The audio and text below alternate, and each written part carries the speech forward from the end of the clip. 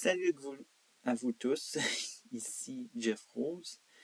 Alors, comme vous dire que c'est une nouvelle semaine folle qui s'est conclue. Alors donc, comme mieux vous dire que c'était l'investiture du président des États-Unis, Donald Trump, le mouvement Quitter X et bien sûr, on connaît désormais la date de la rentrée en vigueur des tarif douanier Trump, qui est de 25% au Canada. Et, bref, voilà. Alors, on connaissait tout ça, alors donc la poussière tentait de retomber euh, vers la fin de la semaine, jusqu'à ce que soudainement, elle recommence à, disons-le, replaner dans l'air, puisque soudainement, il y a des élections anticipées dans la province de l'Ontario qui vont être bientôt déclenchées. Et quoi vous dire que vaut mieux être partagé que être sur une seule émotion parce qu'il y a tellement de choses à dire. Alors donc, on peut dire que oui, c'est une bonne occasion. Bon, pour Doug Ford majoritairement, c'est une bonne occasion parce que le premier ministre de l'Ontario actuel voudrait tellement rester longtemps pour être dans ce combat avec le président des États-Unis jusqu'à la fin. Alors donc, soit disons-le, s'il est réélu vers la fin février, il serait là jusqu'en 2029. Euh, Bref, alors donc c'est un peu ça. Mais aussi, on peut exprimer en disant que c'est une très mauvaise idée. Très mauvaise idée en quelque sorte que... euh, mais qu'est-ce que ça va changer de déclencher une élection anticipée de même? Parce que, je-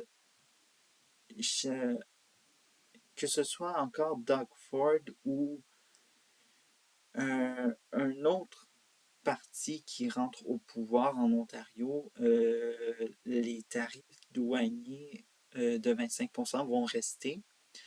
Donald Trump, c'est pas une élection provinciale qui va lui faire ou lui dire de faire marche arrière sur ses ambitions politiques ou même ses convictions politiques.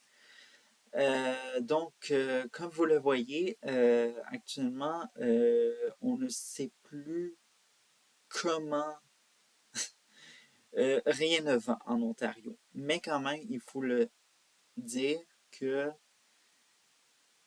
c'est l'épicentre de cette guerre tarifaire parce que, évidemment, comme vous le savez très bien, euh, cette élection, malgré que les partis d'opposition refusent, par exemple, d'embarquer dans cette élection, ils disent que ils vont être sur le coût de la vie, la santé, le logement ou encore l'environnement. Euh, L'électorat qui sera pas mal le plus important, c'est celui de ceux et celles qui œuvrent dans des entreprises qui sont affectées par les tarifs douaniers imposés par Donald Trump. Alors donc, ce sera dans ces circonscriptions où littéralement on seront clés dans cette élection. Et quoi de mieux de vous dire que oui, cette élection-là ne va pas servir à grand-chose, mais on sent que pour celui qu'on nomme Capitaine Canada, c'est quand même la très bonne chose à faire. Et quoi de mieux de vous dire que cette élection-là C'est vraiment... ça a été vraiment planifié logiquement parce que dans les précédents jours, Stellantis, alors donc la compagnie qui regroupe les marques d'automobiles Chrysler, Jeep, Dodge, eh bien, relocalise actuellement plus de 1500 emplois.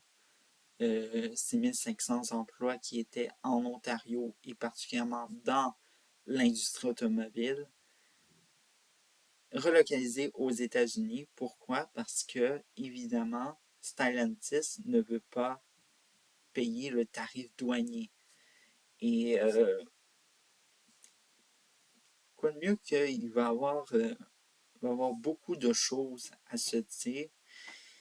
Mais essentiellement, c'est un peu ça, ce qui se passe actuellement. Oui, une élection anticipée. Mais qu'est-ce que ça va changer? Au final, rien. Et on va être toujours dans cette... on ne pourra rien y faire. Et bref, reste juste à voir qu'est-ce que ça va donner comme résultat.